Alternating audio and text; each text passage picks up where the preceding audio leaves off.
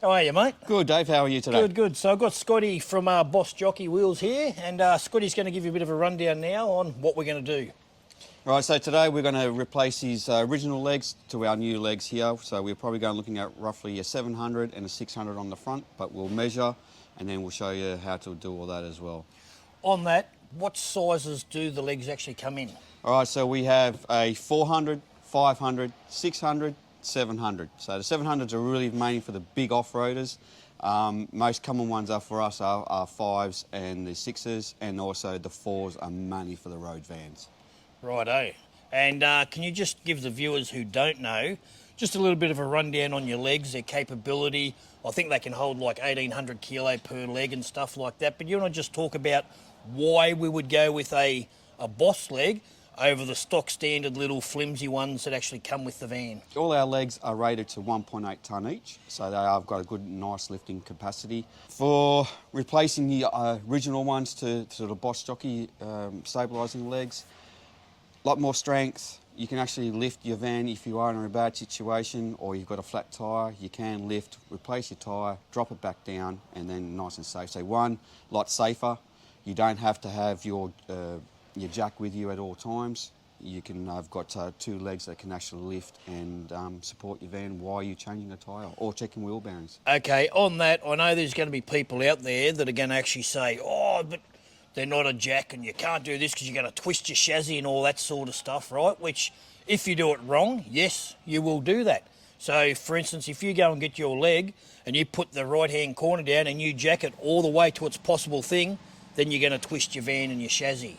Obviously, you've got to go around each leg or the 2 legs on the side that you're using, jack them up 5, 10 mils, go to the back one, jack it up 5 or 10 mils and just rotate them and eventually you'll get the wheel off the ground. Is that correct? Yes, it is. Look, best way I normally explain it to customers, if you're standing on one leg, you're having a lot more pressure just on one foot.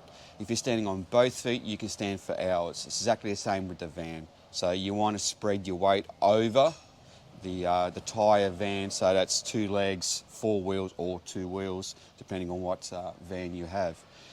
So if you are in a bad situation and you need to get that van on a good angle, we always say lift up a little bit further. If you do notice that you are taking a little bit more out of your suspension, probably go a little bit further, chock it up with sticks, rocks, wedges, whatever you need to do.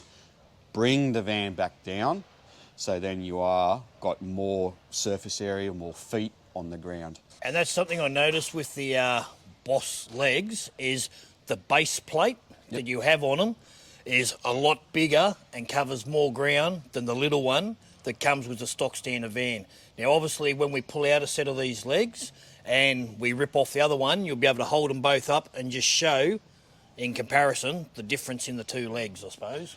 Yeah, well, it's, again, a bigger footprint means you can spread the weight open further around, especially if you're in, say, sand, loose gravel and all that kind of stuff. You don't want a 50-cent coin, you want a shoebox, and that gives you the bigger footprint, less stress on everything as well.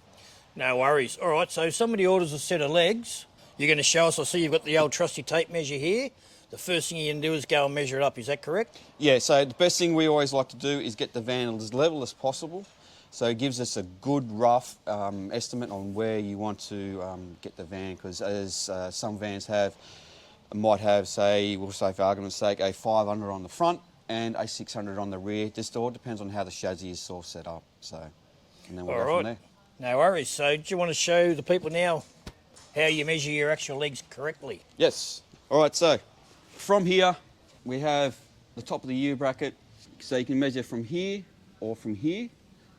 All right, so you've got the top of the U bracket for the legs and the top of the U bracket from the actual U bracket from the Caravan itself. So grab a trusty tape measure. Hope you guys can see this one. Yep. All right, so from the top of our bracket, we've got 710. All right, so we always want roughly, say, a 20 to 30 mil clearance underneath. I always say if you can put your hand underneath once the leg is dropped, then we've got plenty of clearance. So we're probably looking at 700s all around. We might even go a 600 on the front with a pipe extension, and we might just go full 700 on the rear.